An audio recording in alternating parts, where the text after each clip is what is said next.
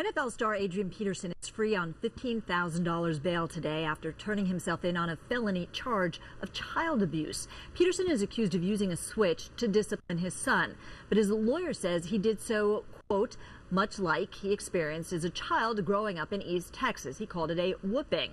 Well, let's bring in our legal team. Criminal defense attorney Tanya in for Avery Friedman today, and Richard Herman, a New York criminal defense attorney and law professor. And Richard, I want to start with you. Not everyone who sees this story views it necessarily as abuse. They say, look, my dad whooped me, I whooped the kid.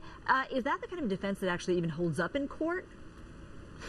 Deb, that doesn't hold up anywhere. The fact that his daddy did it to him and his daddy's daddy did it to him, and Rusty Hardin, his attorney, who's a suave guy, is running around saying, hey, you know, he didn't intend what? He took a willow branch, he stripped the leaves off the willow branch, he stuffed the leaves in a 4-year-old's mouth, he made the 4-year-old strip, he bent him over, and he whipped him. He lashed him 15 to 20 times. He's 6'1", almost 200 pounds of solid muscle, probably bench presses 400 pounds. He didn't intend what? He beat the crap out of this kid. He's going to be convicted. He went to the grand jury without immunity. He testified. He admitted the crime. He will be a convicted felon. The NFL should strip him for the rest of this year. He needs electroshock therapy and maybe more. I don't know. It's a very bad situation here. You know, but it's interesting, Tanya, you know, when you look at this, clearly no hitting is really allowed anymore, you know, no matter what anybody grew up with.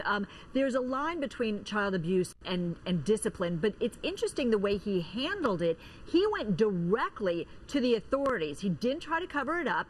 He's basically standing there saying, this is what I did. Let me tell you my side of the story, which is very different from Ray Rice did. How do you see this? Well, you know, I mean, I don't know that he had much of a choice.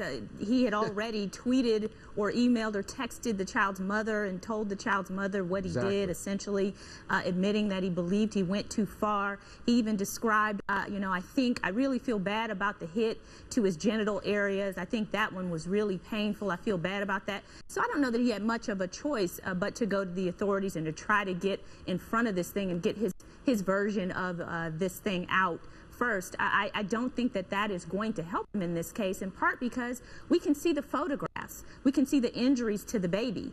I can't say, you know, my co-guest said it perfectly. There's not much more really to say about it. This is a 4-year-old baby. You don't leave marks like that. You don't break the skin of a 4-year-old allegedly because he wanted his brother to let him play the video game.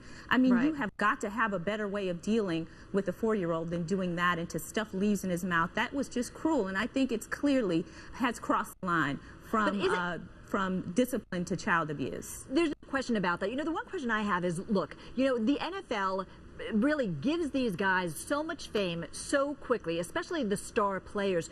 Do they have any kind of parenting classes? Do they have any kind of marriage classes? Do they have anything that enables these athletes to be able to deal with not only the stresses of the game, but also really the stresses of their life? Because if a guy can't control a 4-year-old except by hitting him, like, where's the disconnect there? Well, Deb, it's very hard for a single parent to raise a child, and it's just very, very difficult. But he's out of control. It was summer vacation, and he annihilated this young child. What crime did this 4-year-old commit where he deserved to be beaten 15 to 20 times in the whooping room where Daddy has a lot of belts and he likes to use the belts? And I thought Daddy might punch me in the mouth if I tell anybody about this. I mean, Adrian Peterson, it's not discipline. Rusty Hardin, the world, it's not discipline. He's out of control. He beat the crap out of the kid. He cannot have visitation without supervision in the future. The NFL has a minimum 6-month suspension for crimes like this. Minimum. And when it involves a child, it can be more. It should be more. He should be thrown out for this year. And, you know, if it's my client in the Bronx, New York, who does something like this, he's in prison right now. He's not walking around free. He's in prison right now. Yeah, no question. All right, Tanya and Richard, we're going to be coming back right after a quick break. Stay with us. We have a lot more to talk about. The NFL, its commissioner, are they in legal jeopardy because of how they did handle the Ray Rice incident? We're going to get Tanya and Richard's take on that when we come back right after this break.